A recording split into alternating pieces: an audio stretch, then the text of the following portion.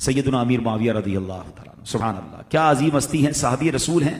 اچھا، صحابہ کرام میں کچھ کیٹیگریز ہیں، ٹھیک ہے نا، خادم رسول بھی گزرے، موذن رسول بھی گزرے، کچھ کی ڈیوٹی جناب سفر کی تھی، کچھ کی ڈیوٹی نبی پاک کو وضو کرانے کی تھی، اور کچھ جناب نبی پاک علیہ الصلوۃ والسلام کے ساتھ ہوتے تھے۔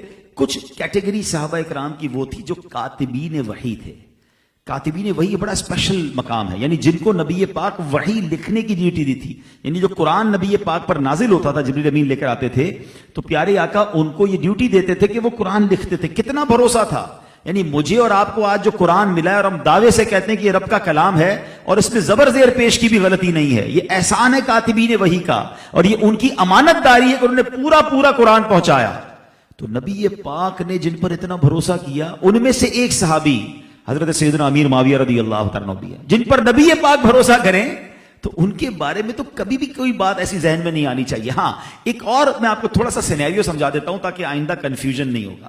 حضرت امیر معاویہ رضی اللہ تعالیٰ عنہ کو بہت زیادہ بعض اوقات معاذ اللہ غلط کرتے ہیں، کرٹیسائز کرنے والے یزید کی وجہ سے کرٹیسائز کرتے ہیں کہ یزید بڑا پلید تھا، اس نے کربلا والوں پر بہت ظلم ڈھایا۔ ہم بھی کہتے ہیں وہ پلید تھا، ابھی تو سزا اس کو ملنی ہے، لیکن کسی کی اولاد کی وجہ سے کسی کو کرٹیسائز یا کسی کو برا بھلا نہیں کہا جا سکتا۔ اگر یہ فارمولہ مان لیا جائے تو حضرت آدم کا بیٹا ہی تو قابیل تھا نا، جس نے اپنے بھائی کو قتل کیا، ٹھیک ہے؟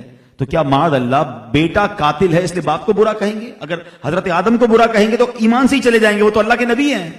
حضرت نوح علیہ السلام کا بیٹا طوفان نوح میں غرق ہوا، آپ کی زوجہ وہ ایمان والی نہیں تھی، تو اس کا کیا مطلب ہوا؟ سیکھنے کو یہ ملا، یہ اللہ کی مشیت ہے، ہدایت رب کی طرف سے آتی ہے۔ بعض اوقات نبیوں کے گھر میں، ولیوں کے گھر میں ایسا کوئی بندہ پیدا ہو جاتا ہے جو نافرمان ہوتا ہے، اور بعض اوقات چور ڈاکو کے گھر میں ولی پیدا ہو جاتا ہے، تو یہ اللہ کی عطا ہے۔ اچھا، یہ اس زمانے کے لیے نہیں، آج بھی ذہن بنا کے رکھو، کسی عالم، کسی نیک صفت آدمی کے گھر میں اگر اس کی اولاد میں کوئی برا نکلے تو کبھی یہ نہ سوچیں، کبھی اس ولی کو یا اس عالم دین کو برا بھلا نہ کہیں کہ یہ اللہ کی عطا ہے۔ بھائی باپ تو کوشش ہی کر سکتا ہے نا، ہدایت تو رب نے دینی ہے، نہیں ہے نصیب میں اس کے۔ تو ہم گناہگار ہوتے ہیں کسی کے بارے میں برا بھلا کہہ کر اولاد کی وجہ سے۔ اور ایک اور بات بتاؤں، بعض اوقات جو بندہ کسی کو کسی برائی پر، جو اس کی برائی نہیں ہے، اس کے بارے میں کرٹیسائز کرتا ہے نا، تو کہتے ہیں نا پھر دنیا میں اس کو بھی دکھا دیا جاتا ہے، کہیں آپ اپنی اولاد میں پریشان نہ ہو جائیں۔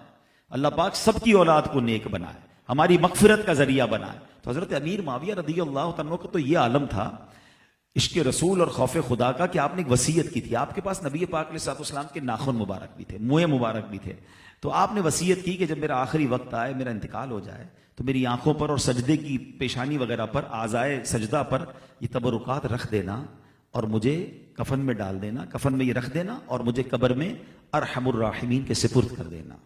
تو صحابہ کرام بھی تبرکات لے کر قبر میں جاتے تھے۔ اس سے یہ بھی سیکھنے کو ملا کہ تبرکات ماشاءاللہ بڑی برکت والی چیز ہے۔